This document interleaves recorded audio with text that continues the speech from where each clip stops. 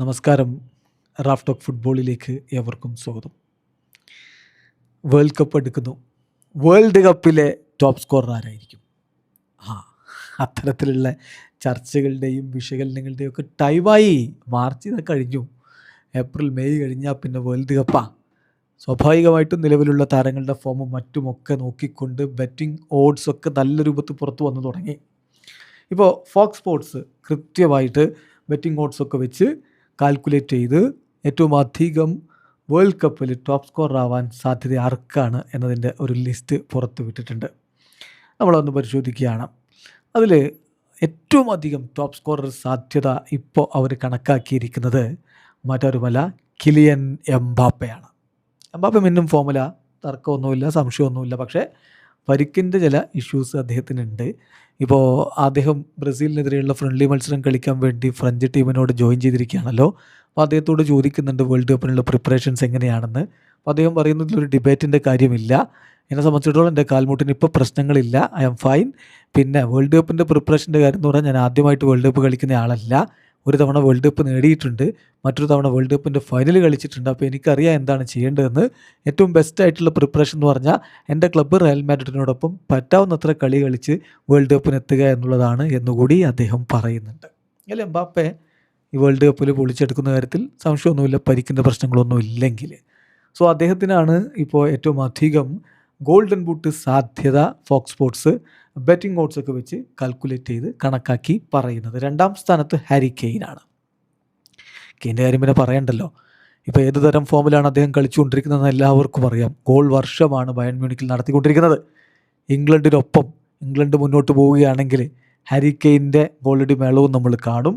അദ്ദേഹത്തിനാണ് രണ്ടാം സ്ഥാനം. ഇനി ഇതിൽ ശ്രദ്ധേയമായിട്ടുള്ള കാര്യം, പല യുവതാരങ്ങളെയും മറികടന്നുകൊണ്ട് 38-കാരനായിട്ടുള്ള ലിയോ മെസ്സി മൂന്നാം സ്ഥാനത്ത്.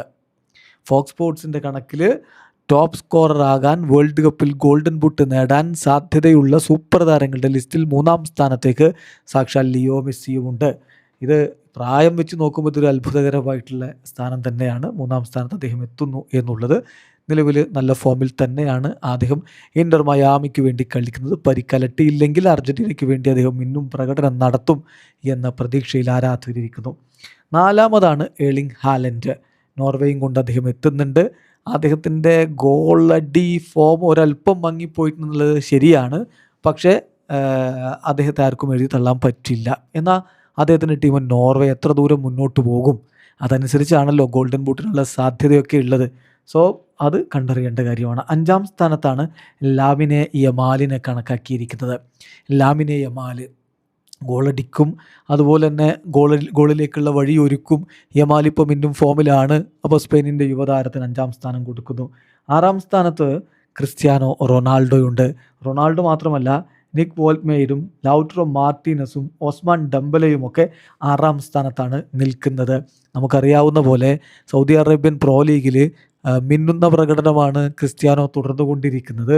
അതേസമയം അദ്ദേഹം ഇപ്പോൾ പരിക്കേറ്റ് ഈ തവണത്തെ ഇൻ്റർനാഷണൽ ബ്രേക്കിലെ കളികൾ കളിക്കുന്നില്ല. എന്നാൽ പരിക്കിൽ നിന്ന് മുക്തനായി അദ്ദേഹം നല്ല രൂപത്തിൽ തന്നെ തിരികെ എത്തും. അവിടെ USA-യിലും മറ്റ് പരിസരത്തുള്ള രാജ്യങ്ങളിലുമായിട്ട് നടക്കുന്ന വേൾഡ് കപ്പിൽ അദ്ദേഹത്തിൽ നിന്ന് മികച്ച പ്രകടനം ഉണ്ടാകും എന്ന പ്രതീക്ഷയിൽ ആരാധകർ കാത്തിരിക്കുകയാണ്. അതുപോലെ 7-ാം സ്ഥാനത്താണ് വിനി ജൂനിയർ ഉള്ളത്. വിനി ജൂനിയർക്ക് 7-ാം സ്ഥാനം. വിനി ഇപ്പം ഇന്നും ഫോമില, തർക്കമൊന്നുമില്ല.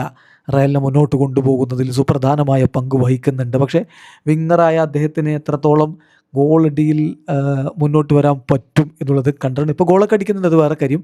എന്നാൽ അദ്ദേഹത്തിന് വേറൊരു പ്രശ്നമുണ്ടല്ലോ. ഈ റയലിൻ്റെ ജേഴ്സി മാറ്റി ബ്രസീലിൻ്റെ ജേഴ്സി അണിയുമ്പോൾ പലപ്പോഴും ഒന്ന് മങ്ങിപ്പോവാറുണ്ട്.